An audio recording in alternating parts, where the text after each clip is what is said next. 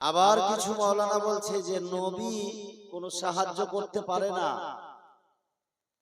জোরে বলেন নাউজুবিল্লাহি মিন যালিক। যাই হোক, জিকিরে শুহাদায়ে কারবালার মাহফিলে খুব সংক্ষিপ্ত আকারে আমি বলে যাই, আহলে সুন্নাত ওয়াল জামাতের মত ও পথ হচ্ছে একমাত্র সঠিক। এর কারণ আমাদের মত আর পথ আপনি যদি বিজ্ঞ হন, জ্ঞানী হন, শিক্ষিত হন, তবে মিলিয়ে দেখে নেবেন আমার রাসূলে কায়নাত সাল্লাল্লাহু আলাইহি ওয়াসাল্লাম যে বলেছেন যে আমার এবং আমার সাহাবীদের পথে থাকবে, সেই পথটাই হবে সঠিক পথ, সেই মতটাই হবে সঠিক মত। বিরাদরান ইসলাম, সাহাবায়ে কেরাম আমার রাসূলে কায়নাত সাল্লাল্লাহু আলাইহি ওয়াসাল্লামের যেমন ভাবে তাজিম করতেন, সম্মান করতেন, শ্রদ্ধা করতেন, ঠিক সেই তাজিম, সেই সম্মান, সেই শ্রদ্ধা, সেই আকীদা আমাদের আহলুস সুন্নাত ওয়াল জামাতের মধ্যে আছে, বিদ্যমান। তাদের মত আর পথকে অবলম্বন করে একমাত্র আহলুস সুন্নাত ওয়াল জামাতের পথই চলছে। ফলেই বললাম যে আহলুস সুন্নাত ওয়াল জামাতের মত আর পথ এই দুটোই হচ্ছে সঠিক পথের পথিক। তবে আমি একটা দুঃখের কথা আরো বলবো, যে আমাদের মত আর পথ, আকীদা এবং ঈমানটা আমরা ঠিক রেখেছি, তবে আমলটা আমাদের প্রচুর দুর্বল। আমল আমাদের প্রচুর দুর্বল।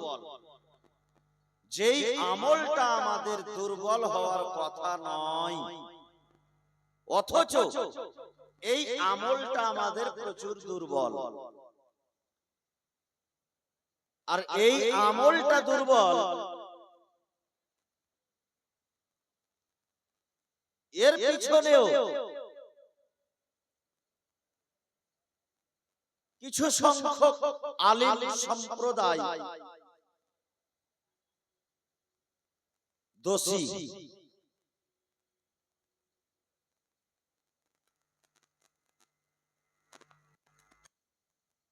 কিছু কিছু কথা আছে যেই কথাটার ফজিলত আল্লাহ তাবারক ওয়া তাআলা চাইলে ওই একটা কথাতে আপনার সমস্ত গুনাহকে ক্ষমা করে আপনাকে আল্লাহ পাক জান্নাতি করে দিতে পারে। একবার মহব্বতে বলেন না সুবহানাল্লাহ।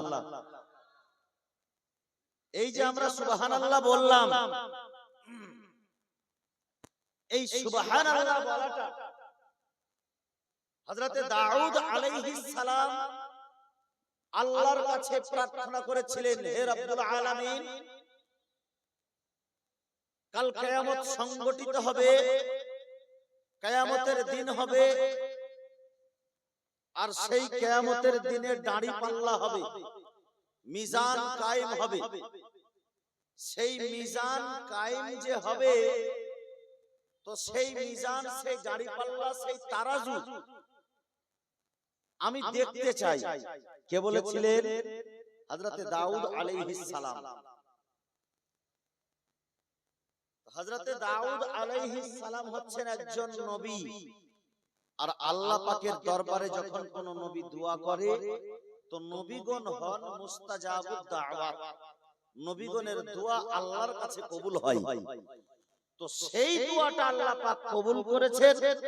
কবুল করার পরে আল্লাহ পাক কিয়ামতের যে মিজান হবে, দাঁড়ি পাল্লা হবে, যেই তারাজু হবে নেকি আর বদি ওজন করার জন্য, পাপ আর পুণ্যকে তোলার জন্য, সেই দাঁড়ি পাল্লাকে হযরতে দাউদ আলাইহিস সালামকে দেখালেন।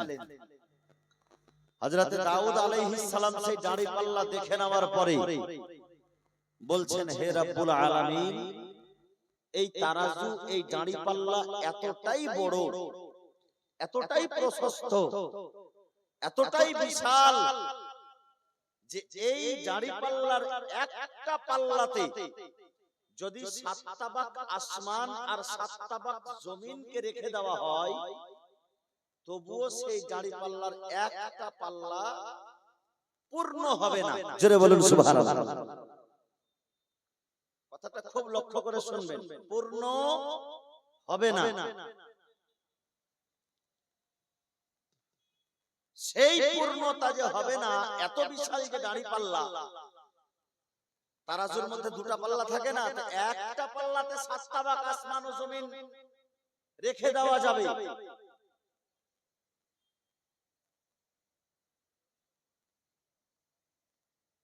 হযরতে দাউদ আলাইহিস সালাম জিজ্ঞাসা করছেন, হে রাব্বুল আলামিন, এত বিশাল দাড়িপাল্লা কোন বান্দার নেকিতে কি ভর্তি হবে, পূর্ণ হবে?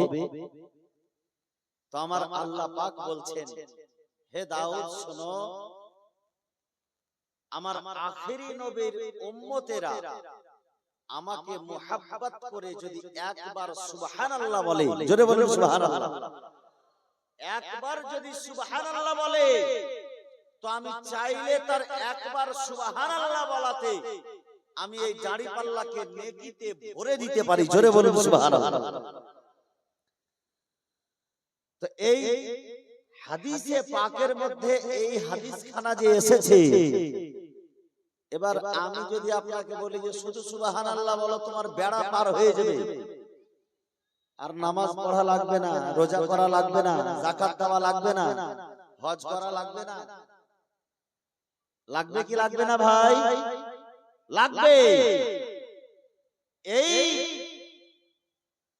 এই আমলটা, এই সুবহানাল্লাহ বলাটা কোন ব্যক্তির দাড়িপাল্লা ভর্তি হয়ে যাবে?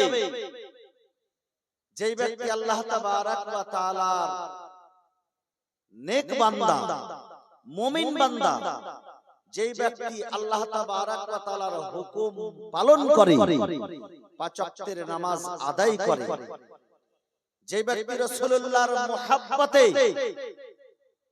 সব সময়ের জন্য দুরূদ শরীফ তেলাওয়াত করে, সেই ব্যক্তি যদি একবার সুবহানাল্লাহ বলে, তো দাড়িপাল্লা নেকিতে ভরে যাবে। জোরে বলুন সুবহানাল্লাহ। কিন্তু আমরা গুনাহগার হলে যে বলা ছেড়ে দেব তা নয়, বলতে হবে। কিন্তু এই গুনাহগারকে যদি ওই নেকি অর্জন করার ইচ্ছা করে, তবে কি করতে হবে? তাকে নেক আমলটা করতে হবে। আমি এর আগে হাদিসে পাক থেকে একখানা ঘটনা শুনিয়েছিলাম, খুব সুন্দর ঘটনা, কবরস্থানে শুনিয়েছিলাম, অনেকেই হয়তো শুনেছে এখানকার মধ্যে। বুখারী শরীফের হাদিস থেকে, যে আমার রাসূল কায়নাত সাল্লাল্লাহু আলাইহি ওয়াসাল্লাম এক সময় হঠাৎ করে সাহাবায়ে কেরামের মাহফিল থেকে উঠলেন, দাঁড়ালেন, চলে গেলেন, অন্য কোথাও চলে গেলেন। সাহাবায়ে কেরাম কাউকে কোনো খবর নেই আমার নবীজি কোথায় গেলেন। কয়েকদিন, কয়েক ঘন্টা পার হয়ে গেছে, আমার নবীজিকে দেখতে পাইনি। একদিন, দুই দিন, তিন দিন পার হয়ে গেছে। সাহাবায়ে কেরাম ব্যাকুল হয়ে গেছে আমার নবীর প্রেমে, যে আমার নবী কোথায় গেলেন। কারণ সেই সময় শত্রুদের আক্রমণের সব সময় একটা ভয় ছিল। বেরাদারের ইসলাম, শেষ পর্যন্ত হযরত আবু হুরায়রার দেখা হলো আমার নবীর সঙ্গে। আমার নবীর খুশবু পেয়ে, সেন্ট পেয়ে আবু হুরায়রা চলে গেলেন একটা বাগানের ভিতরে। আমার রাসূলুল্লাহ আল্লাহর ধ্যানে মগ্ন ছিলেন। জোরে বলুন সুবহানাল্লাহ। আমি যে উদ্দেশ্য আজকে আয়াতে কারিমা ধরেছি তার দিকে বক্তব্য নিয়ে যাব, কিন্তু ভূমিকায় কিছুটি কথা বলার জন্য একটা শর্টকাটে ঘটনাটা বলছি আমি। হযরত আবু হুরায়রা রাদিয়াল্লাহু তাআলা আনহু যখন গেলেন আমার নবীজির কাছে, তো হযরত আবু হুরায়রাকে বলছেন, হে আবু হুরায়রা কি খবর? বলে, ইয়া রাসূলুল্লাহ, সাহাবাই আপনার সাহাবীগণ সব পাগলের মতো হয়ে গেছে, আপনাকে না দেখতে পাওয়ায়, আপনার খবর না পাওয়ায়, আপনার মুহাব্বতে সকলে ব্যাকুল হয়ে গেছে। ইয়া রাসূলুল্লাহ, এমনও সাহাবী আপনার রয়েছে যারা আপনাকে এক মুহূর্ত না দেখলে তাদের দিন পার হয় না। আজকে 3 দিন যাবত আপনার সঙ্গে দেখা নেই, আপনার কোনো খবর নেই, আপনার মুহাব্বতে তারা ব্যাকুল হয়ে আছে। নবী গো, আপনি যদি একটু গ্রামের দিকে যান, আপনি যদি একটু সাহাবীদের মাঝখানে যান, তবে তাদের মনে তৃপ্তি পাবে, তারা শান্তি পাবে। বিরাদরান ইসলাম, আমার রাসূল কায়নাত সাল্লাল্লাহু আলাইহি সাল্লাম ইরশাদ করলেন, এ আবু হুরায়রা যাও, আর যাওয়ার পরে আমার সাহাবীদেরকে বলে দাও যে আমার রাসূলুল্লাহ অমুক বাগানের মধ্যে রয়েছে, এবং তার সঙ্গে একটা কথা বলে দাও। কি কথা বলবে? যাও আমার সাহাবীদেরকে শুনিয়ে দাও, মান ক্বালা লা ইলাহা ইল্লাল্লাহ ফাদাখালাহুল জান্নাহ। জোরে বলুন সুবহানাল্লাহ। এ আবু হুরায়রা যাও, যাওয়ার পরে বলে দাও, যে ব্যক্তি লা ইলাহা ইল্লাল্লাহ পাঠ করবে সেই ব্যক্তি জান্নাতে প্রবেশ করবে। জোরে বলুন সুবহানাল্লাহ। তো আবু হুরায়রা বলছেন, ইয়া রাসূলুল্লাহ, এই আমার কথাখানা কেউ মানবে আর কেউ তো নাও মানতে পারে, তো নবীজি আমার কথা যদি কেউ না মানে আমি কি বলবো? হযরতে আবু হুরায়রা কে আমার রাসূল কায়নাত সাল্লাল্লাহু আলাইহি সাল্লাম বলছেন, আবু হুরায়রা শুনো, যাও আমার এই পাদুকা দুটি নিয়ে যাও, জুতা দুটি নিয়ে যাও, আর তুমি দেখাবে আর বলবে যে আমার সঙ্গে নবীজির সাক্ষাৎ হয়েছিল। এই দেখো আমি নবীজির জুতা মোবারক নিয়ে আসলাম, আর এই জুতা মোবারক নিয়ে আসলাম। রাসূলুল্লাহ সাল্লাল্লাহু আলাইহি সাল্লাম বললেন, মান ক্বালা লা ইলাহা ইল্লাল্লাহ ফাদাখালাহুল জান্নাহ, যে ব্যক্তি লা ইলাহা ইল্লাল্লাহ পাঠ করবে সে জান্নাতে প্রবেশ করবে। এই কথা বলার জন্য চলে আসছেন উমরে ফারুকের সঙ্গে দেখা। উমরে ফারুক একটা ধাক্কা মারলেন, আর বুকের উপরে সিনার উপরে হাত রেখে যেমনই ধাক্কা মেরেছেন তেমনি পিছন দিকে হযরত আবু হুরায়রা পড়ে গিয়েছেন। আবার সেইখান থেকে আবু হুরায়রা চট করে উঠে আর দৌড়াতে দৌড়াতে চলে এসেছেন আমার রাসূলুল্লাহর পিছন দিকে এসে দাঁড়িয়ে বলছেন, ইয়া রাসূলুল্লাহ, ইয়া হাবিবাল্লাহ, আমাকে বাঁচান, আমাকে উমরে ফারুক মারতে আসছে। জোরে বলুন সুবহানাল্লাহ। উমরে ফারুক মারতে আসছে। উমরে ফারুককে দেখে এমন কে আছে মক্কার মধ্যে, মদিনার মধ্যে, যে উমরে ফারুককে দেখবে আর ভয় করবে না? আল্লাহু আকবার। উমরে ফারুককে দেখে সবাই ভয় করত। আমার রাসূলুল্লাহ সাল্লাল্লাহু আলাইহি সাল্লাম বলছেন, উমর, তুমি কি আবু হুরায়রাকে মারছো? বলে, ইয়া রাসূলুল্লাহ, হ্যাঁ। বলে, কি হয়েছে? বলে, ইয়া রাসূলুল্লাহ, আপনি কি বললেন যে মান ক্বালা লা ইলাহা ইল্লাল্লাহ ফাদাখালাহুল জান্নাহ, যে ব্যক্তি লা ইলাহা ইল্লাল্লাহ পাঠ করবে সে ব্যক্তি জান্নাতে প্রবেশ করবে? বলে, হ্যাঁ আমি বলেছি। বলে, ইয়া রাসূলুল্লাহ, অনুরোধ করে বলি, এই কথা বলিয়েন না, এই কথা বলিয়েন না। বলে, কেন? বলে, ইয়া রাসূলুল্লাহ, যদি এই কথা বলবেন তো মানুষ আমল করা ছেড়ে দেবে, মানুষ নামাজ পড়া ছেড়ে দেবে, মানুষ হজ করা ছেড়ে দেবে, মানুষ যুদ্ধে যাওয়া ছেড়ে দেবে, মানুষ রোজা করা ছেড়ে দেবে। কারণ শুধু লা ইলাহা ইল্লাল্লাহ বলে যদি জান্নাতি হয়ে যায় তবে তার কিছু করার প্রয়োজন হবে না, কষ্ট করার দরকার আছে। অতিরিক্ত ঠান্ডায় কষ্ট করে গরম বিছানা ছেড়ে দিয়ে ফজরের সময় গিয়ে ওযু করার প্রয়োজন আছে। হযরতে উমর ফারুকের এই পরামর্শকে আমার রাসূলুল্লাহ গ্রহণ করলেন, কবুল করলেন। জোরে বলুন সুবহানাল্লাহ। বলে, উমর, ঠিক আছে, যাও, এই কথা প্রকাশ করতে হবে না, কিন্তু রাসূলুল্লাহর হাদিস প্রকাশ হবে, প্রকাশ হবে। রাসূলুল্লাহর ইহ জগৎ ত্যাগ করার পরে, পরলোক গমন করার পরে এই হাদিস প্রকাশ হলো। সহিহ বুখারীর মধ্যে হাদিস খানা এসেছে। মুহাদ্দিসগণ এর বিশ্লেষণে বলেছেন, যার অন্তরের মধ্যে সরষার রায়ের দানার বরাবর ঈমান থাকবে যে লা ইলাহা ইল্লাল্লাহ মুহাম্মাদুর রাসূলুল্লাহ কালেমা পাঠ করবে, সে একদিন না একদিন জান্নাতে যাবে। তবে যদি আমল না করে তো শাস্তি ভোগ করার পরে। কি করার পরে? শাস্তি ভোগ করার পরে। এই আজকে আমাদের আমল দুর্বল, কারণ কিছু কিছু বিপিএল অফার দেওয়া হচ্ছে আমাদের সুন্নি জামাতের লোককে। যেমন রেশনের দোকানে বিপিএল মাল দেওয়া হয়, আসো আর নিয়ে যাও, আসো আর নিয়ে যাও, বড় লোকও নিয়ে যাও, ধনীরাও নিয়ে যাও, গরিবরাও নিয়ে যাও, সবাই বিপিএল। আজকাল ডক্টররাও বিপিএল, মাস্টাররাও বিপিএল, প্রফেসররাও বিপিএল, আছে না? ঠিক সেরকম আজকে কিছু জান্নাতের অফার আমাদের কিছু কিছু স্টেজে দেওয়া হয়। খবরদার মুসলমান, আমল যদি আপনার সঠিক না থাকে তবে আপনাকে তার শাস্তি পেতে হবে। আল্লাহ তাবারাক ওয়া তাআলা জান্নাতকে মুমিনদের জন্যই বানিয়েছেন। জোরে বলুন সুবহানাল্লাহ। মুমিন মুসলমান যারা আহলুস সুন্নাত ওয়াল জামাতের আকীদা আলহামদুলিল্লাহ, এরা আহলে বাইতের মান্যকারী, পীরপন্থী লোক, গৌস ও খাজার সঙ্গে ভালোবাসা করনেওয়ালা, ওলি আল্লাহদের মুহাব্বত অন্তরের মধ্যে রাখনেওয়ালা, রাসূলুল্লাহর প্রেমে নিজের জীবন বিসর্জন করে দিতে পারে, এই আহলুস সুন্নাত ওয়াল জামাতের মানুষ নিজের অপমান সহ্য করতে পারে, কোন আল্লাহর ওলি এবং কোন গৌস কুতুবের অপমান সহ্য করে না।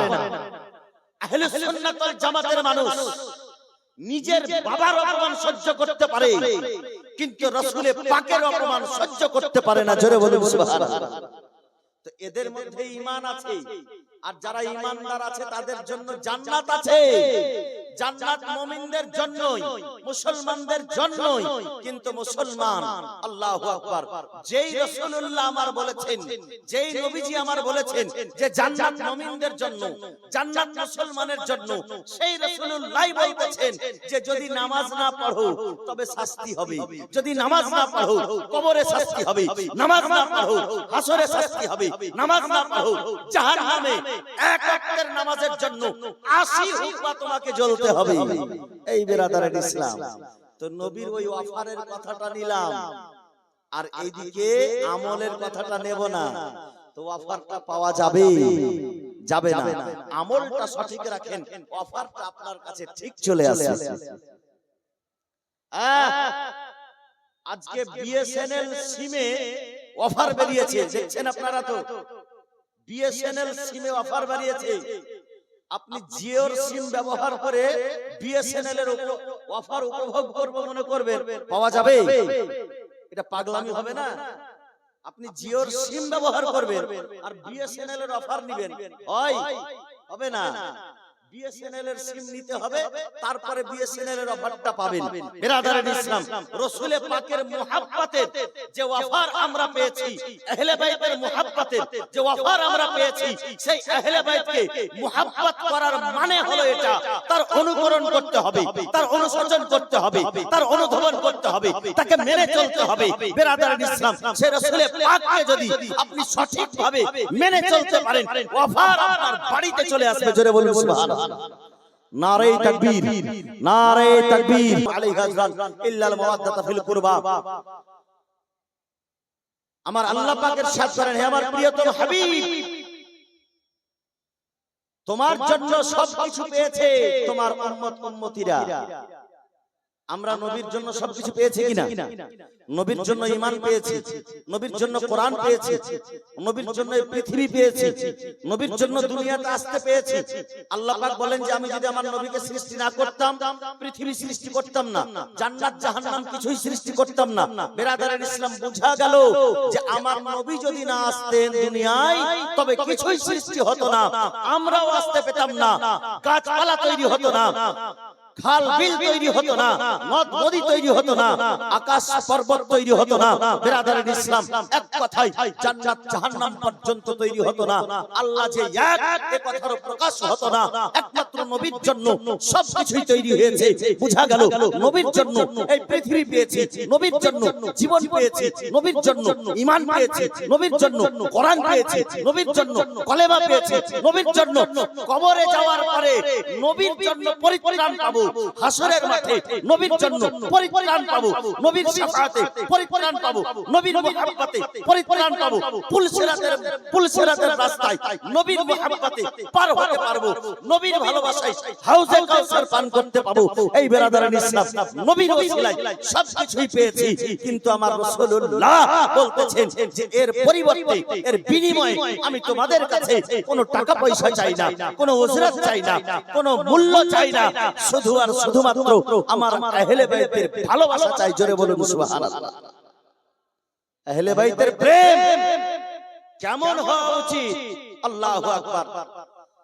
বারেলির মাটি থেকে হুজুর হাসান রাজা খাঁ বলেন, बागे बागे जन्नत के है बहरे, मधो खाने अहले बैत, तुमको मुस्तनार का ऐ दुश्मनाने अहले बैत, अहले बैत पाक से गुस्ताखियां बेबाकिया, लानतुल्लाहि अलैकुम, ऐ दुश्मनाने अहले बैत, बेइजाजत जिनके घर जिब्रील भी आते नहीं, बेइजाजत जिनके घर जिब्रील भी आते नहीं, कद्र वाले जानते हैं कद्र शाने अहले बैत, कद्र वाले जानते हैं कद्र शाने अहले बैत, बेअदब गुस्ताख फिरका को सुना दे ऐ हसन, बेअदब गुस्ताख फिरका को सुना दे ऐ हसन, यूं कहा करते हैं सुन्नी दास्तान अहले बैत। जरे बोले सुभान अल्लाह। আজকের এই মোহাব্বত, আজকের এই আশা, আজকের এই বসা আপনাদের আহলে বাইতের মোহাব্বতে জিকরে শুহাদায়ে কারবালা। আপনারা সকলেই জানেন এই কারবালার মাসে, এই মুহররমুল হারাম শরীফের মাসে আমার ইমাম আলী মাকাম আলাইহিস সালাম কারবালার প্রান্তরে একমাত্র নানার উম্মতের খাতিরে আমাদের মতো নগণ্য মানুষের জন্য, আমাদের মতো পাপী তাপী উম্মতের জন্য হযরতে ইমাম আলী মাকাম আলাইহিস সালাম নিজের ছোট ছোট বাচ্চাকে কারবালার শহীদ করিয়ে দিয়েছেন। বেরাদারান ইসলাম সেই শুহাদায়ে কারবালাকে স্মরণ করে, তাকে মোহাব্বত করে আজকে আমরা এই তার জিকির আজকারের মাহফিল লাগিয়েছি।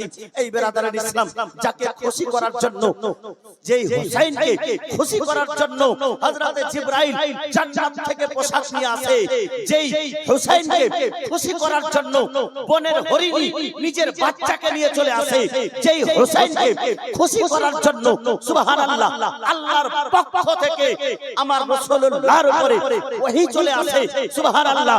সেই হুসাইনের জিকির আজকারের মাহফিলে আজকে আমরা বসেছি সুবহানাল্লাহ। যেই হুসাইনের কথা আমার রাসূলুল্লাহ বলতেছেন যে হুসাইনকে যে কষ্ট দেবে সে আমাকে কষ্ট দিল, যে হুসাইনকে ভালোবাসলো সে আমাকে ভালোবাসলো, যে হুসাইনকে ভালোবাসলো সে আল্লাহকে ভালোবাসলো। জোরে বলুন সুবহানাল্লাহ। এবং সে আল্লাহর ভালোবাসা পেল। সেই হুসাইনের জিকির আজকারের মাহফিলে আজকে আমরা বসেছি বেরাদারান ইসলাম। কিন্তু আমরা হুসাইনি দাবি করে থাকি, আমরা হুসাইনি, কিন্তু এই হুসাইনি আমল আমাদের মধ্যে নেই।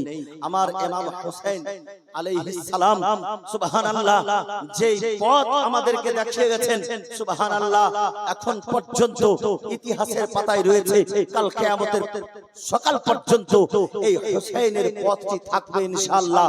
আর হুসাইনের মুহাব্বত করনে ওয়ালারাও থাকবে ইনশাআল্লাহ বেরাদারান ইসলাম। কিন্তু আমরা আজকে সেই আহলে সুন্নাত ওয়াল জামাতের মানুষ বেরাদারান ইসলাম, সেই হুসাইনের মুহাব্বতে আজকে যে মাহফিলখানা আমরা কায়েম করেছি, সেই মাহফিলখানাতে হুসাইনের মুহাব্বতটা আমাদেরকে প্রকাশ করতে হবে। আজকে হচ্ছে 7ই মুহররমুল হারাম, মুহররম পড়ে গেছে না, 7 মুহররমুল হারাম শরীফের রাত্রি সুবহানাল্লাহ। আর সেই হুসাইন কারবালার প্রান্তরে সুবহানাল্লাহ ছোট ছোট বাচ্চাকে নিয়ে কারবালার প্রান্তরে খিমা লাগিয়ে এই হুসাইন আমার কারবালার প্রান্তরে রয়েছেন। আর সেই হুসাইনের মুহাব্বতে আজকে আমরা বসে আছি। তবে লম্বা ওয়াজ করতে গেলে একটু সময়ের প্রয়োজন, সেই সময়টুকু আমার কাছে যেহেতু নাই, কিন্তু আমি একটাই কথা বলবো, আপনাদের ওয়াজ ও নসিহত সবকিছুই শোনা আছে। আর বিশেষ করে মা বোনরা তো জীবনী শুনে শুনে অনেকের মুখস্থ হয়ে গেছে হুসাইনের জীবনী। তবে আজকে যে হুসাইনকে ভালোবেসে আমরা মাহফিল পর্যন্ত এসেছি, তবে আজকে 7ই মুহররমুল হারাম শরীফকে কেন্দ্র করে মাত্র 7টা ভাই 100